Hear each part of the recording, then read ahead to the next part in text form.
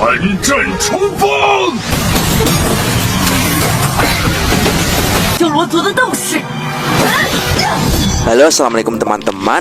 Jumpa lagi dengan saya Ilham Haris. Selamat datang di channel Purnomo Series. Gimana kabar kalian? Semoga selalu sehat dan baik-baik saja ya.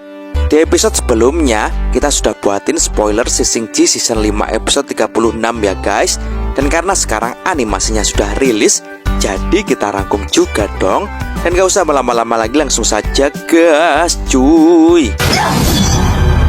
Di saat Raja Gila berduel sengit dengan Dewa Sasin, tiba-tiba saja Raja Harta Lingbao Tianzun datang dan langsung mengempaskan Raja Gila. Di situ Lingbao langsung memberikan peringatan keras kepada Raja Gila bahwa peperangan ini akan memakan banyak korban. Maka dari itu, ia menyuruh Raja Gila untuk melepaskan kebenciannya dan berdamai dengan surga. Jelas Raja Gila pun tak mengindahkan sama sekali perkataan Lingbao, karena tujuan Raja Gila kesini memang untuk membantai para dewa. Tanpa pikir panjang, Raja Gila pun segera menyerang Lingbao dengan tebasan-tebasannya secara brutal. Menghadapi hal itu, Lingbao pun dengan cepat merilis perisai cahaya sucinya.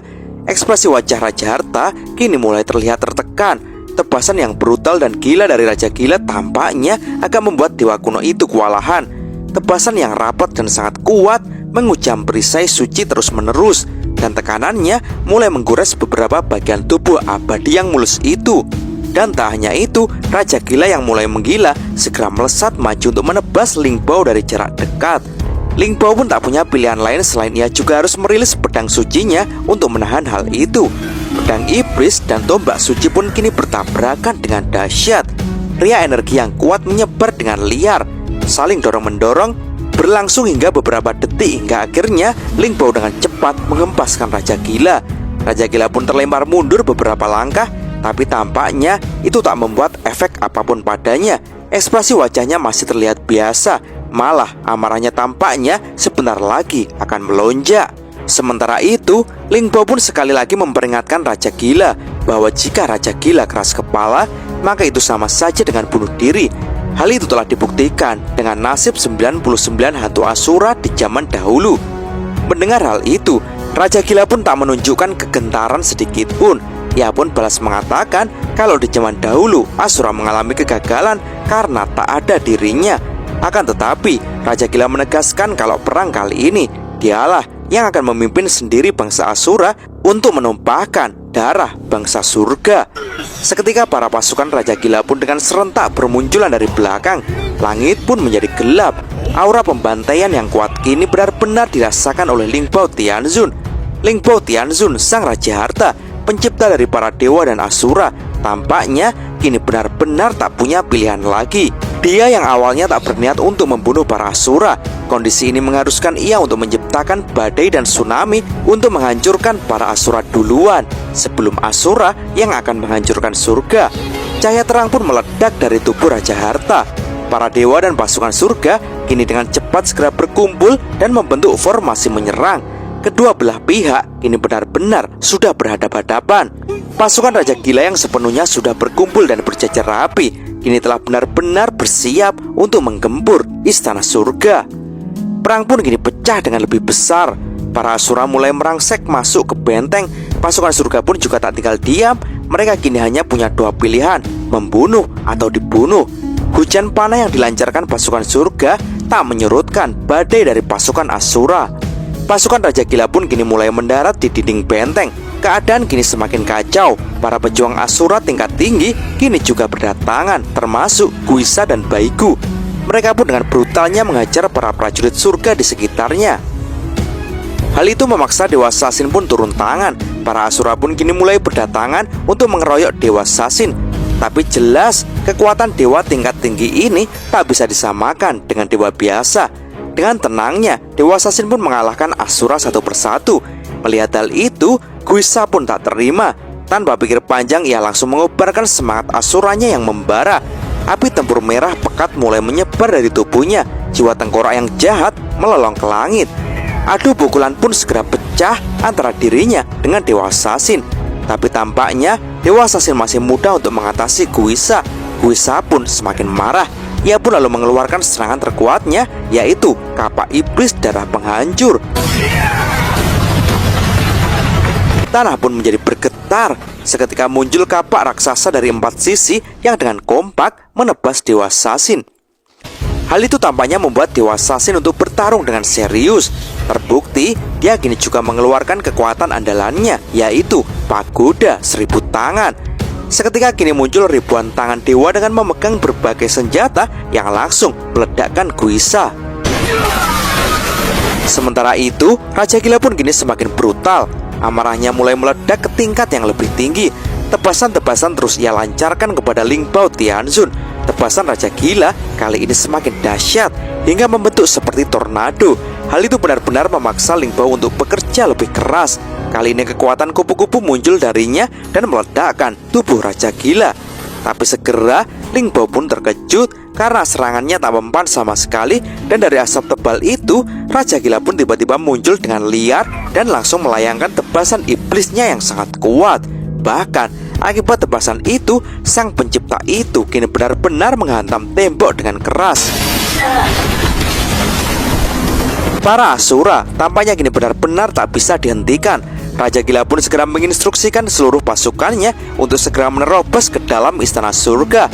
Tapi jelas sang Raja Pencipta layaknya Tuhan, kekuatannya harusnya mampu untuk menjaga istana surga dari ancaman sebesar apapun. Ia pun segera bangkit dari tempat jatuhnya dan dengan cepat terbang ke atas langit. Sang dewa kuno kali ini benar-benar murka. Tangannya pun segera ia bentangkan ke langit. Seketika kini muncul bola cahaya yang sangat terang seperti matahari. Bola itu lalu memancarkan hujan cahaya ke bawah, yang ternyata saat ini sang Raja Harta menciptakan ribuan pasukan golem perak raksasa untuk memperkuat benteng barisan luar surga. Scene lalu beralih di sisi Dewa Mata Tiga, di mana saat ini pasukan Raja Vimalasitra masih menggempurnya. Tapi tiba-tiba saja Raja Vima dikagetkan dengan kemunculan golem perak yang juga muncul di sisi ini. Hal ini juga terjadi di ketika sisi medan perang lain. Para golem-golem perak pun segera bergerak dan mengobrak-ngabrik bangsa Asura. Tak terkecuali di sisi Raja Bandi Asura yang sebenarnya pasukannya kini mulai mengambil alih. Dengan kekuatan racunnya, ia pun tampaknya mulai berhasil melumpuhkan para pasukan surga. Tapi kedatangan para golem-golem perak tampaknya benar-benar menambah kekuatan pasukan surga. Bala bantuan itu tampaknya membuat moral mereka bangkit secara signifikan. Tapi di sisi lain, perlawanan bangsa Asura tampaknya juga tak pernah berhenti dan mereka terus bergerak maju. Di sisi lain juga, Raja Karakata pun juga semakin tertantang. Para Asura yang memang mempunyai darah perang, hidup untuk perang. Kesulitan-kesulitan semacam ini membuatnya semakin senang, dan inilah yang mereka harapkan, agar perang ini menjadi benar-benar menarik. Kembali lagi di sisi pasukan Raja Gila, terlihat golem-golem perak pun masih mampu untuk menghalau para Asura yang menyerbunya. Karena memang pertahanan dari ribuan golem perak sangat kuat, korban dari para Asura pun kini menjadi bertambah banyak. Akan tetapi, hal itu tampaknya tak membuat Raja Gila gentar sedikit pun. Dia menginstruksikan kepada semuanya agar terus menyerang dan kalahkan golem itu satu persatu. Scene lalu diperlihatkan saat ini Dewa Sasin menyapa leluhurnya, yaitu Raja Harta Ling Bao Tianzun, untuk menanyakan kondisinya. Tapi Dewa Sasin segera terkejut karena ia melihat darah keluar dari lengan yang abadi di tubuh leluhurnya itu. Ling Bao pun mengatakan kalau itu adalah luka ringan dan Dewa Sasin tak perlu mengkhawatirkannya.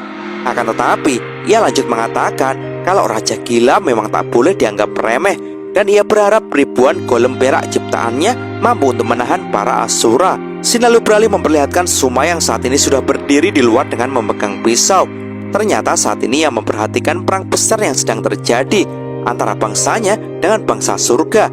Ia pun lalu berpikir bahwa ia tak bisa hanya tinggal diam saja, dan ia juga harus ikut andil untuk membela bangsanya. Tapi tiba-tiba saja ia pun dikejutkan dengan Tathagata yang datang. Suma pun kini langsung menghunuskan pedangnya. Ia pun kini berpikir kalau ia sudah tak lagi bisa bekerja sama dengan Tathagata seiring dengan Asura dan Dewa yang kini juga telah saling berperang. Tathagata pun dengan tegas selalu mengatakan jika Suma sudah tak menganggapnya sebagai guru, maka ia segera menyuruh Suma untuk membunuhnya. Hal ini untuk mengetes hati nurani Suma yang tak dimiliki Asura lain. Tathagata pun lanjut mengingatkan Suma tentang cita-citanya untuk mengubah Asura. Suma pun mengaku bahwa ia akan selalu ingat tentang cita-citanya. Akan tetapi saat ini ia mulai ragu, karena itu memang bukan ajaran sebenarnya dari Asura. Kata-kata pun terus meyakinkan bahwa apa yang Suma cita-citakan saat ini itu merupakan cerminan dari diri Suma yang sejati. Kata-kata pun terus meyakinkan jika Suma ikut bertarung, itu hanya akan menambah sedikit pengaruh. Lain halnya jika Suma tetap fokus dengan cita-citanya, hal itu di masa depan akan mengubah Asura sepenuhnya. Kata-kata pun mengaku peluang mereka saat ini memang sangat kecil. Akan tetapi ia terus meyakinkan bahwa mereka tidak boleh menyerah dan harus bekerja keras demi masa depan Asura yang lebih baik. Tathagata pun segera meminta pisau Suma. Namun saat Suma mulai memberikan pisaunya kepada Tathagata, tiba-tiba saja tanah bergetar, di mana saat ini Suma sedang melihat para golem perak sedang mengajar para Asura. Ia pun juga melihat pasukan pemanah surga juga sedang membantai para Asura yang datang. Pemandangan itu tampaknya membuat darah Asura Suma benar-benar naik. Jelas ia tak bisa berdiam diri sementara di sisi bangsanya kini korban berjatuhan. Suma pun dengan cepat menarik pisaunya hingga menggores tangan Tathagata. Ia pun lanjut menyerang Tathagata dengan bertubi-tubi. Tathagata pun dengan refleks segera menghindar dan memblokir Suma. Ia terus meyakinkan Suma bahwa ia akan selalu percaya bahwa Suma berbeda dengan Asura yang lain. Suma pun jadi berpikir sejenak, tapi ia kini telah memutuskan bahwa ia tetap mengakui bahwa Tathagata adalah gurunya. Akan tetapi di sisi lain, ia adalah seorang pejuang Asura sejati, sehingga Suma pun kini memilih untuk mengerahkan jiwa tempurnya untuk melawan Tathagata. Oke teman-teman, terima kasih sudah nyimak alur cerita kali ini sampai habis. Semoga teman-teman terhibur. Jangan lupa terus dukung channel ini agar terus berkembang ya. Dan sampai jumpa di episode selanjutnya. Assalamualaikum warahmatullahi wabarakatuh.